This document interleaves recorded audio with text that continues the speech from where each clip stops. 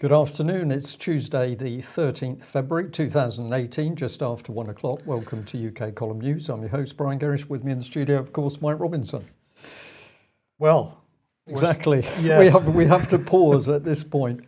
Let's just get to it. The government has announced that they've partnered with an organisation called ASI Data Science, to develop a new technology which apparently is going to automatically detect terrorist content on any online platform. Brian, it's fantastic. They've run some tests, and this has shown that the new tool can automatically detect 94% of Daesh propaganda with 99.995% accuracy. So this is absolutely, the type of thing that you would see in science fiction, it seems. It has extremely high degree of accuracy. For instance, if it analyzes 1 million randomly selected videos, only 50 would require additional human review. So this is spectacular. It can be used on any platform, integrated into the upload process so that the majority of video propaganda is stopped before it ever reaches the internet. This is according to the Home Office. It was developed, as I say, by the Home Office and ASI Data Science. They gave ASI Data Science £600,000 for their part of this. The Home Office and ASI will be sharing the methodology behind the new model with smaller companies, they say, in order to help combat the abuse of their platforms by terrorists and supporters. Many of the major tech companies have developed technology specific to their own platforms and have publicly reported on the difference this is making to their fight against terrorist content. Smaller platforms, however, are increasingly targeted by ISIS and its supporters, and often don't have the same level of resources to develop technology. So this is fantastic stuff. Amber Rudd said this: over the past year, we've been engaging with internet companies to make sure that their platforms are not being abused by terrorists and their supporters. I have been impressed with their work so far. She said the purpose of these videos is to incite violence, ISIS videos, in our communities, recruit people to their cause, and attempt to spread fear in our society. We know that automated technology like this can heavily disrupt the terrorist actions, as well as prevent people from being exposed to these horrific images. The government has been taking the lead worldwide in making sure that this vile terrorist content is stamped out. So the question is, who are ASI Data Science? Well, apparently they empower organisations such as EasyJet, the BBC, Tesco, Siemens to become more data-driven, apparently. So that's good stuff. In 2016, they received £1.5 million of new investment from Jan Tallinn, who was one of the founders of Skype. And they've also received backing from Local Globe, which is a venture capital firm owned by Saul and Robin Klein. ASI's chief executive is Mark Warner. And he said that applying artificial intelligence to business problems will be one of the biggest transformational opportunities of the 21st century. And it's certainly, he said, part of his plan to bring AI to the masses. Well, Amber Rudd is heading over to California, to Silicon Valley, to hold a series of meetings with various communication service providers, Facebook and the rest, but she's also going to be meeting with smaller companies like Vimeo, Telegraph, pCloud, to talk to them about how they can be helped to remove terrorist content from their platforms. And she's also going to meet the Secretary of Homeland Security, Kristen Nielsen, to discuss how the UK and US can work together to tackle terrorist content online. Well, she's also going to appear at a Digital Forum event today, later on. And she'll also meet the Global Internet Forum to Counter Terrorism, which of course was launched at Theresa May's behest by the main social media networks a few months ago. So she's a busy lady, and what is this? Some half-hearted attempt to initiate the Great Firewall of the United Kingdom. But what we're doing is handing over to an alleged AI infrastructure to decide what is appropriate content and what isn't. Very interesting stuff, this, Mike. I'm always interested in the people. So we've got Mark Warner. Who is Mark Warner? Who is his company? When you go to the ASI website, it's not immediately apparent who the people are. I spent a bit of time on it. I might have missed something. But all we largely see is him. So he's got a background in physics from Imperial College. He was then at the London Centre for Nanotechnology. So he's done a lot of work on nanotechnology as opposed to AI. But he then goes to Harvard. Then he's got a company. Then that company gets $1.25 million. I don't know whether the 600,000 is in that. No, it's on top of that, I think. On top of that. And then he's advising the British government, but you don't know who he is, you don't know who his team is, and you don't know who that team is connected with. So I'm highly suspicious as to who this young man is, who his team is, and who's really driving this agenda. And then I'm slightly amused that he's boasting of his AI capability, but of course, ultimately, as always, it has to be checked by a human being. To claim it's 100% accurate, that's what he's doing on 94%. This sounds to me like some schoolboy dream. Who is Mark Warner? That's the question. And in an effort to everybody keeping pressure on social media platforms as much as possible, Unilever have said that they are going to cut advertising budgets from the likes of Facebook and so on if they don't do something about dealing with extreme content. The thing that this comes back to in my mind, Brian, is David Cameron's initial speech to the General Assembly of the United Nations when he was talking about extremist content.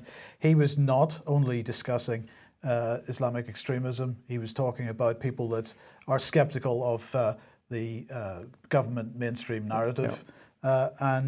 So, you know, what will the scope of this AI be?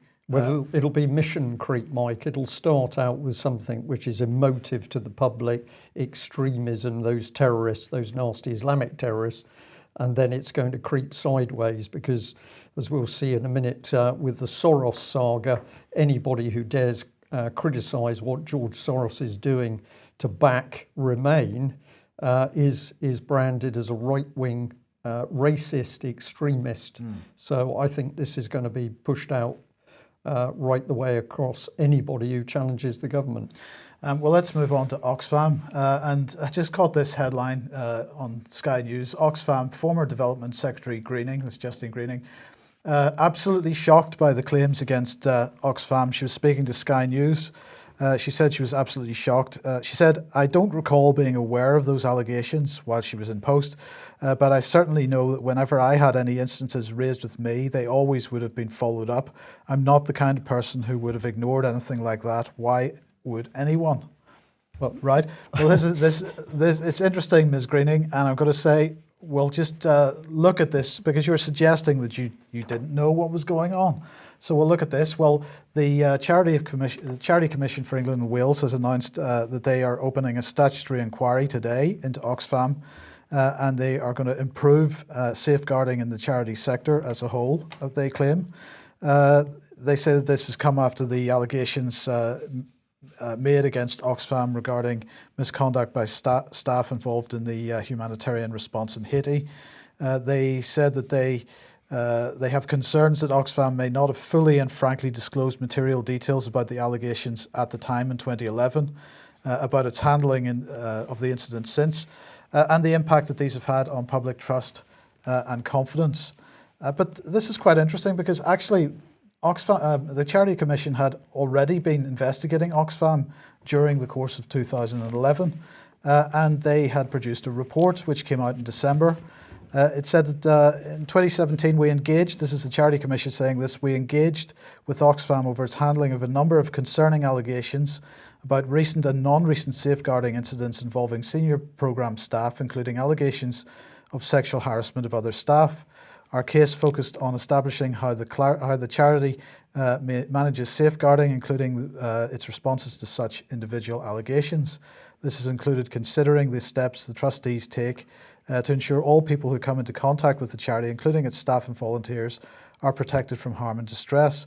We conducted a detailed review of relevant records relating to the charity's strategic and day-to-day management of safeguarding, including related HR matters and its handling of allegations of incidents involving staff. We also met with the charity's senior leadership, including its chief executive and safeguarding managers, to discuss the concerns and to learn more about the charity's approach, policies and practices around safeguarding and related HR matters.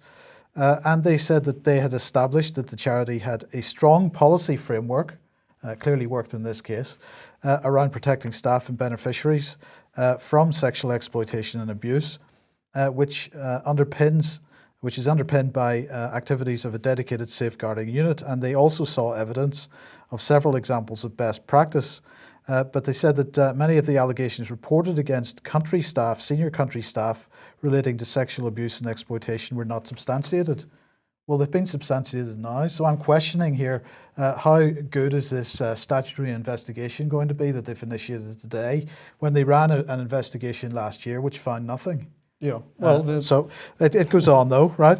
But we concluded there's further work to do for the charity to do in respect of its HR culture and overall governance and management of safeguarding. The Commission considers that the charity needs to be more mindful of the allocation of resources, which enables an appropriate balance between proactive and preventive activity in the investigation of individual allegations. So basically, they said nothing of any use. They apparently found nothing particular wrong with the charity, but then we have these revelations over Haiti. And apparently today, more revelations about alleged sexual abuse taking place involving children in Oxfam charity shops. Yeah, it's amazing, isn't it, Mike? And of course, when UK Column was pointing a finger at the charity Common Purpose, and of course later on what was discovered, Matthew Byrne, one of the Merseyside Common Purpose Advisory Board members, horrific crimes. I will leave people to look him up for themselves, horrific crimes. Was there any investigation by Common Purpose? Nothing that was made public. Was there any police investigation into him and his links through Common Purpose? No investigation at all. Was there any follow-up on the fact that Common Purpose have been providing training in many schools across the country, particularly in Sheffield area, with no CRB checks? Nothing was followed up on that at all. So what we consistently see is that when allegations come to the surface or evidence comes to the surface, overwhelmingly there's a close down. But it's beginning to grow, so people might have missed this from a couple of days ago. It's focusing in on Brendon Cox. This is Daily Mail, and the article is that it's alleged that Mr. Cox grabbed the hips, pulled the hair and forced his thumb into a lady's mouth in America in a sexual way. This was a lady working in a US government job. She reported the incident to the police as a sex assault claim.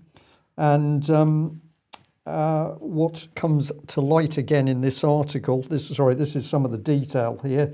So it's quite a explicit report on what the lady reported to the American police, included a text which he sent her later. But the other part of this story is that this man had already left Save the Children after there'd been numerous other complaints about him. So quite remarkable that, of course, here we've got people tied in with the mainstream political parties. These are all allegations at the moment, but they seem to be building up. But is any action taken against these major charities? No. And of course, one of the things that we've consistently said in our UK Column reports is that child abuse survivors simply laugh when you say to them, well, didn't you get any help from NSPCC or Bernardo's or any of the other major charities? Those survivors have simply laughed and said, well, of course, the abusers are embedded within those charities as well. Maybe we're beginning to see it. And just to bring things full circle, we'll bring in the Open Government Partnership. Now, we mentioned them a couple of days ago. This is bringing us back towards George Soros. But I was intrigued to see that we've got Helle Thorning-Schmidt as one of the Open Government Partnership ambassadors, but she's also there as the Chief Executive Officer of Save the Children International. So remarkable, isn't it? All these people clustered around the mainstream parties. Of course, this lady married to, and I'm going to forget his name, at that point in South Wales. It'll come to me in just a second. Mr. Kinnock, Stephen Kinnock, thank you for that. Here she is in working with a major children's charity, that charity now coming under the spotlight alongside Oxfam. Well, we'll contrast that with what? The testimony of a very brave Metropolitan policeman, John Wedger. This man speaking out to UK Column on audio or in audio and video, clearly saying that the British government, MPs, charities, local authorities covered up child abuse in London, including the deaths of children. He was vilified, hounded at work. He's doing a walk from London to Manchester. This is his Just Giving page. He was after £5,000, and I'm delighted to say that today I can report that Just Giving target, thank you, is up to 6,255. Now, the additional money over his target of £5,000 is going to go to a charity, and if you go to the Just Giving site, you can actually have a look at that. So some good news there, Mike, but it's taken John Wedger to suffer so much in order to get that story out. Mainstream press, the BBC in particular, simply will not follow through on the evidence.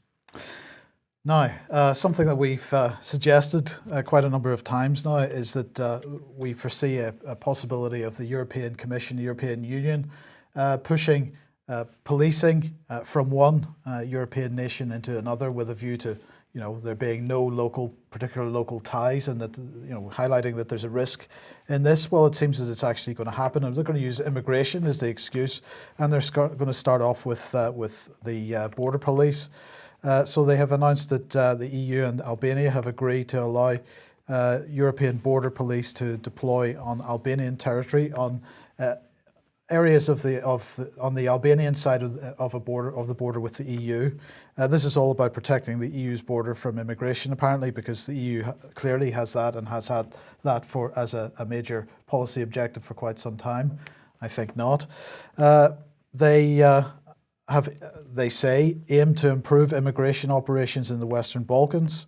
They say that strengthened operational cooperation between priority third countries and European border and Coast Guard Agency will contribute to better management of irregular migration, further enhance security at the EU's external border, and strengthen the agency's ability to act in the EU's immediate neighbourhood.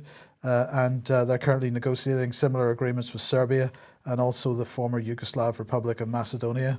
And they hope for swift conclusions on that because they need to get their own personnel into those countries as quickly as possible. Quickly as possible. And I'll just say that tomorrow we'll put up details of the excellent Albanian talk that was given at Ian Crane's last Alternative View event. It's about an hour-long, spectacular analysis of what has taken place in Albania. And if you want to understand the damage really being done to Eastern Europe and society there, you need to watch that. So we'll try and make that available tomorrow. Now, Brian, I saw this headline. Thanks to the person who sent this to us. Saw this headline earlier and, well, I wasn't quite sure how to react. Britain set to enforce military might over China by sailing through contested waters. This was the Daily Express. Absolutely spectacular headline. They say that Britain's HMS Sutherland will enforce its military might after vowing to sail through the South China Sea. That wasn't my mistake, by the way, that was theirs. In a move that could enrage China next month, it has been revealed. I'm not certain whether it's going to enrage China. I think it's going to make China laugh quite a lot. They'll be laughing is the answer, Mike. Yep. Because the entire British Navy are the only ship that's actually capable of deploying at the moment, sailing close to the Chinese coast. Gavin Williamson said that this voyage from Sutherland would demonstrate the UK's freedom and navigation prowess. Does that demonstrate our navigational prowess? I think it's unbelievable childish nonsense. I can't really express it strongly enough because the British military is being destroyed behind the scenes. Queen Elizabeth class aircraft carrier we know is restricted at time at sea because they have not got enough personnel to keep that ship fully operational. Well, yeah, Gavin Williamson said she'll be sailing through the South China Sea and making it clear our Navy has the right to do that. Okay. So there you go. So I am giving the Daily Express today's Fake News Award because that is the most obscene piece of reporting with no sort of analysis of this, or no criticism of the government in any way. Sorry, Daily Express, that's a major fail from you. It is. And we'll just remind people that if you haven't been into the UK column website recently, go in and have a look at the EU military unification series. It includes a timeline which puts together all of the major events that have taken place. But there is no Brexit. Mike was absolutely spot on with this many, many months ago. He said there would be no Brexit. There is no Brexit because in the background, our military forces are being fully unified with the EU system. That includes procurement of new systems, and ultimately that is leading through a treasury. So complete lies by British Prime Minister Theresa May and her Conservative government. There is no Brexit, and the British military has to be reduced to really a Coast Guard level, because that is the level needed to assist that military unification. So go and have a look at that on the UK column website. And if we're talking Brexit, Mike, we need to really bring back in Mr. Soros. Now, I know you covered part of this yesterday, but I think we need to have a look in some detail of what's going on here. So this was key to it, that Soros had pledged to an extra £100,000 to fight Brexit after a smear campaign.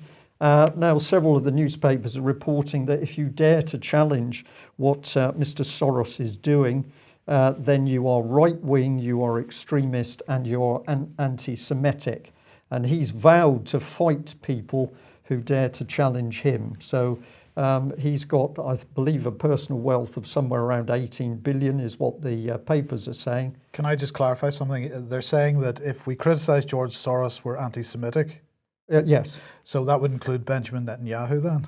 Well, this is where it gets interesting, isn't Yes. it? But a lot of reports saying that Mr. Soros, is deeply upset because he's now being attacked by nasty right-wing extremists, and actually they're anti-Semite in what they're saying. So obviously somebody's touched a raw nerve here. We'd like to bring in this lady from the Best for Britain organisation. She was quoted in that independent article there, and this is what she said: "We live in a democracy and the right to freedom of speech is precious. Elements of the right-wing press don't seem to agree." You got that part, Mike? She goes on, "The UK's future with the EU is not a done deal. There is still a vote to come, and people across the country deserve to know the truth about the options on the table, one of which is staying and leading in the EU." And we better finish it off. She says, "George Soros and his foundation is kindly offering to help match fund to give Best for Britain more support so we can make sure this message gets out. The biggest decision on Brexit is yet to come." Now, if you have a look at the page there, you can see that, of course, this lady has worked in the European Union itself for many years. She's a product of the European Union. She's certainly working very, very closely with George Soros. And the aim of the game is, never mind that a majority of 17 million Britons voted to leave the EU, under George Soros's democracy or democratic system, together with Miss Todd, they're working to make sure that majority decision is now overturned. So if I just put a few pieces together here, if we have a look at the Open Government organisation which she's involved in, you can see there where the blue arrow is that it's actually received money from Open Society. Open Society, yeah. So Mr. Soros himself. And you can also see underlined down at the bottom that Open Government has also received money from the UK Foreign and Commonwealth Office. There's $225,000 there, but actually I found other sums of money that the British government has given. So we can now see that the British government itself is giving money to help, overturn that Brexit vote. And then you have to ask a question: does Theresa May actually know this, or is Theresa May simply the puppet and this Soros machinery is working all around her. It's difficult to tell, but what we can say is that immense power from George Soros, and he is working to simply put up a finger to those 17 million Britons who voted to leave the European Union. So here she is on the page. You can go and check this out yourself. I think it's important that you know who this lady is. Prior to working at One, she worked for 7 years in the European Parliament as a political advisor on development and relations with Africa, Caribbean and Pacific countries. She's prepared and participated in missions to Sudan, Chad, Mauritania, Indonesia, Mali, Kenya, Congo and Ethiopia. And she's worked as a short-term election observer in Liberia. How does she do all this? Well, she got a first-class BA Honours in Government and EU Studies at Newcastle University, and she's got a Master's in Political and Administrative Studies from the College of Europe in Bruges, Belgium. So this is how you do it. You are part of the EU machinery. You get a billionaire like George Soros to back you, and then you say, sorry guys, you didn't get the democracy right. You need our version. So here's an interesting gentleman called Paul Butlers, because I decided to phone Best for Britain to see if I could speak to Miss Todd to say, how does she justify saying that her form of democracy is right when 17 million voted to come out? I met the rudest man, I nearly said in Britain. I can't say that. There's probably somebody ruder than this man. But he was unbelievably rude to me on the phone, and including laughing when I said I couldn't hear him properly. This is more or less what went on. I couldn't hear this gentleman. I do have a slight hearing problem in my left ear. No politeness there, because he quickly said to me, I'll start shouting then. So he didn't care that I couldn't hear. He said, I'll shout. I don't care that you've asked for comment from Eloise. Todd, I'm giving you my opinion, and for Best of Britain. So you couldn't get through to this lady. This man was the doorkeeper. It was only his opinion that you were going to hear. Then I got a clue as to why this man was so hostile, because he said, oh, we've dealt with the UK column before. When I asked him why, he didn't want to tell me, or how that was. He then got on to that he didn't have to listen to any more of my questions, and eventually the phone call was cut off. So unbelievably rude man. If you go to his Twitter page, you can see tweet after tweet after tweet, which is clearly supporting George Soros. So I don't know whether he gets his pocket money. That's when his mum does allow him out. He probably gets a bit of pocket money from Uncle Soros. But just extraordinary. Now, why do we know this man? Well, we think it's because he was the communications man for the Lib Dem leader a little while ago. Right. And I just wonder whether it was this. This is just one of his tweets praising, who have we got here, Mr. Fallon. Yeah. And he's also tweeted out this one, which is about Syrian immigrants coming to UK, and basically how it's bad that they're not being properly looked after. And I thought this was a bit rich, because when UK column highlighted that some 350 Syrian children had gone missing, and we attempted to communicate with Tim Farron, he didn't want to know us, did he, Mike? No. And as a result, you wrote a really excellent letter in which you said this. It was this fact which gave us most concern when Tim Farron began his campaign to bring unaccompanied Syrian refugee children into this country's care system. We understand that while such children are in desperate need of help, Britain has a long history of condemning children in care to a life of sexual slavery. How appropriate against the background of Oxfam, Mike. So in January 2016, I wrote to Mr. Farron. I asked if he appreciated the position he would be bringing these children into. I asked him a very simple question. What would he personally be doing to make sure these children would be safe once they arrived here? I asked if he would personally guarantee that the whereabouts of these children would be known until they reached the age of 18. Mr. Farron's response was silence. And I think this young man, Mr. Butters, I think he was caught off balance when I called him this morning, because we had met before. If we haven't met before, then I'm very happy to correct that for Mr. Butters. But I will still say the man I spoke to at Best for Britain, unbelievably rude. Another reason why Best for Britain might be getting a little bit wobbly is because this lady has just pulled out, Gina Miller, and the headline, which is in a number of papers, but we've just taken Russia Today, Soros-backed anti-Brexit group is undemocratic, co-founder Gina Miller says. So she told the Telegraph, when I read the coverage, I pulled back and thought this is not where I think this should be going. It was a good decision to part ways. Best for Britain is undemocratic. One of the objectives cannot be to bring down a government, not without an election or referendum. The idea of bringing down a government and guerrilla warfare, I don't agree with any of that. I'm a transparency campaigner.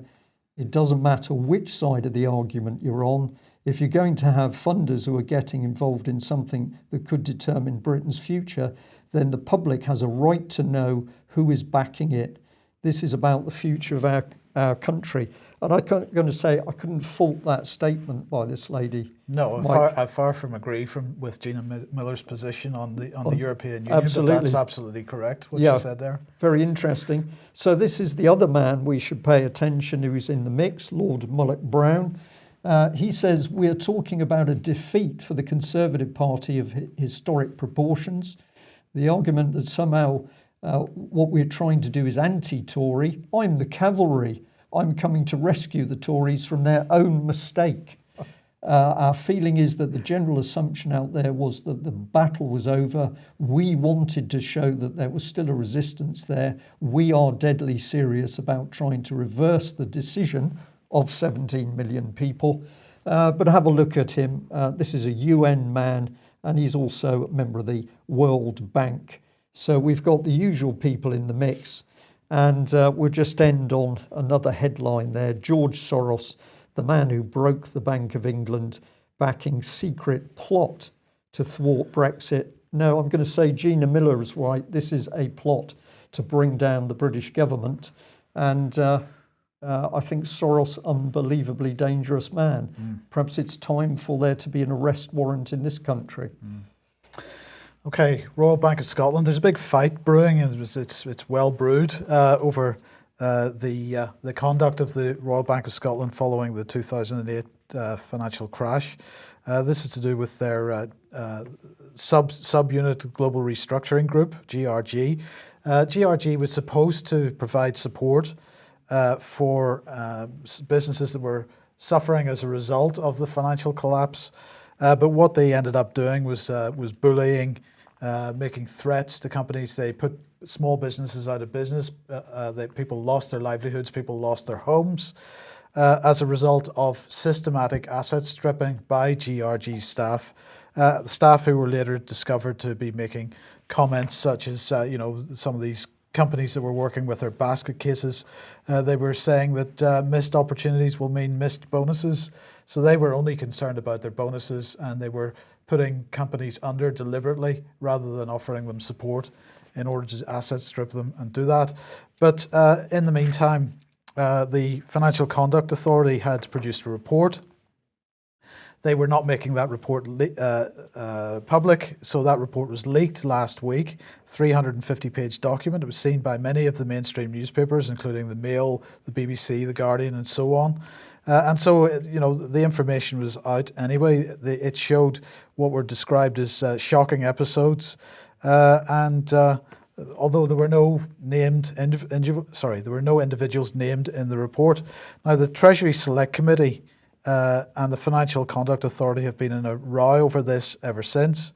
The Financial Conduct Authority has written the report, and they were given until last Friday to either publish it in full or to share it with MPs. But the Financial Conduct Authority was refusing to publish the report because they said a leaked version of the report does not change the FCA's obligation to comply with the law in order to get the report published. The FCA wrote to the Treasury Committee last week and set out the next steps we're taking. So they're still refusing to publish. And now MPs are saying, well, if the FCA isn't going to publish it, then perhaps we'll publish it instead. Now, I can't remember, is it 18 months ago, 2 years ago, you did an interview with Colm Canning from Ulster Bank, which was owned by RBS. Yeah. We'll actually going to show that interview immediately after this news program. I'm sure many people have seen it, but if you haven't, watch it, because of course he was whistleblowing on exactly this behaviour. He left the bank because of this behaviour, and then was subsequently hounded by the police and so on. And the bank itself, of course. Yes. And we just say, very unassuming man who is still out there working to expose what the banks are doing. This is just the sort of individual like John Wedger that we need to be giving maximum support to. So do have a watch of that. Right, RT reports that yesterday the White House has announced $1.5 trillion of infrastructure, of an infrastructure package. Trump had announced a sweeping infrastructure plan worth $1.5 trillion. They say it's part of a broader $4 trillion plus budget plan that envisions public-private partnerships to revamp America's aging structures. This is quite timely because just a week or so ago, the American Journal of Transportation had produced this headline: over 54,000 American bridges structurally deficient. According to an analysis of federal data, they're saying 54,259 of the nation's 612,670 bridges are rated structurally deficient, and that Americans are crossing these bridges 174 million times every day. They say that the average age of structurally deficient bridges is 67 years compared to 40 years for non-deficient bridges, and so on. So timely, perhaps it is, but the key point here was public-private partnerships, because unfortunately for the American people, this is not going to be centrally funded. It's not going to be funded in the normal way. It's going to rely on public-private partnerships, and we all know how those end, don't we? Because unfortunately this is a theme of Britain's national infrastructure plan as well. And if we look at how Britain's infrastructure plan is to be funded, we have around 50% of the money, I suppose, coming from central funding, almost 50% coming from private funding, and a large tranche of mixed funding as well. But this is the theme for this type of situation, and of course we know where that ends up, Brian. Yeah, well, ends up with PFI projects and eventually the collapsed infrastructure being handed back to the public when the private can't cope with it anymore. Well, exactly, and we're ending up with people losing their jobs because companies like Carillion have been asset stripped by the various organisations that are auditing them and feeding off them. Feeding off them is the term I was thinking of. So not great. In the meantime, the disabled have been used for many years to push forward certain policy agendas, and now that they're not so important from a public policy point of view, of course they're being hounded by the government. And this Mirror article saying that the Tories have spent £100 million trying to stop disabled people from getting the help that they're entitled to. This is numbers obtained through Freedom of Information requests showing that the Department for Work and Pensions has spent £108.1 million on direct staffing costs for ESA and personal independence payment appeals since 2015, and this covers mandatory reconsiderations, internal DWP reviews, and appeals to tribunals run by Her Majesty's Courts and Tribunals Service. And the monthly cost has been steadily rising. In December last year, they spent £5.3 million on mandatory reconsiderations, and so it goes on. So this is quite a report, and really reinforces the point that we've been making for quite a long time, that many groups that are trying to campaign on certain issues tend to get government support when that suits the government policy. And as soon as that policy is met or the policy changes, people are just left high and dry. Yeah, but what a sum of money, 100 million, Mike. What could that do to the individuals if that sum was simply broken down and given to help disabled people, or at least disabled people in particular cases? I would guess that 100 million could actually make quite an impact. straight away. You don't want to spend it actually helping them. You want to spend it making sure that you can actually keep them suppressed so that they don't come asking for any more money in the future. We're getting more and more evidence that the style of government, it was there under Blair, so this is not just a conservative thing, but very aggressive, oppressive government. And this is increasingly coming in. Of course, the gay community are the new target. If gay people out there think that the government is going to stay supporting them, well, no, it's not, because the next stage of the agenda is transhumanism. So the gays at the moment are being encouraged, are being supported in government policy. Our prediction is, and I'm very confident this prediction, you're going to see exactly the same thing turning as we've seen turned on disabled people. Well, let's end with the BBC. Remember that according to that Daily Mail report a few weeks ago, 83% of Britons did not trust the BBC. And of course, here we've got a classic example of why not. This is BBC Radio 4, Out of the Ordinary, The Queen's Enemies. And this is an investigation, a documentary, which they carried out talking to people who were supporting the Magna Carta, people who were supporting the Constitution of UK. And yes, we do have one. And what has gone on here? Well, the reporter spent a lot of time with various groups of people. He's spoken to them. If you listen to the interview, you will hear people speaking in a very calm, logical way, saying why they're concerned about what's happening, why they're interested in the Constitution and the Magna Carta. And then around that, you just simply hear this BBC journalist, Julian Jenkins, giving his comments. So he doesn't have to produce any factual information at all. He just allows the people to talk, and then basically he smears them by introducing his personal opinion without any real substance. So this is a masterpiece of BBC attack on constitutional matters. If I just go back to this one here, you notice that the image that he's used is clearly designed to make anybody who's involved with concerns over the Constitution or using Article 61, you are, how do we describe the look of those two gentlemen in that image? Nutters? Idiots or nutters. So this is the BBC. They smear the people that they've interviewed by the selection of the image. And this gentleman himself says that he's editor. So he's primary production for this so-called documentary. But what is it clearly designed to do? Anybody who's fighting against council tax or fighting for the Constitution or talking about constitutional issues such as the Queen and mediatisation or the power of the barons, the BBC journalists simply sneering at them. I think this is really one of the most offensive tactics by the BBC.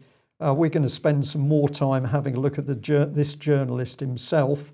We will attempt to contact him, and we will report how the BBC reacts when you attempt to contact one of their journalists to maybe say, I don't think you've produced a fair report. Encourage people to listen to that, though, because obviously the more people who challenge the BBC on their style of reporting, the better it is. That's it for today's programme. I'm going to say thank you very much to everybody who's joined us. A very big thank you from John Wedger to all the people that have supported his walk. This is really excellent, and I'm sure a great many things are going to spin off of his time on the road. But this is what it takes, not a government investigation into sexual abuse and harassment and the harassment of children. It takes good men and women to stand up and be counted to really get the message out there. Thanks very much for joining us. We'll be back at the same time tomorrow. Bye-bye.